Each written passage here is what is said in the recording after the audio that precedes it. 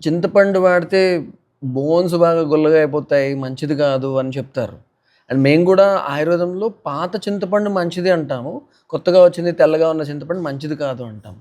But మీరు తయారు చేసినటువంటి ఈ చింతపండు ఎప్పుడుదో తయారు చేశారు కానీ ఎంతో ఫ్రెష్‌గా ఉంది. అండ్ దీనివల్ల ఇబ్బందులేమి రావంటున్నారు. ఎట్లా?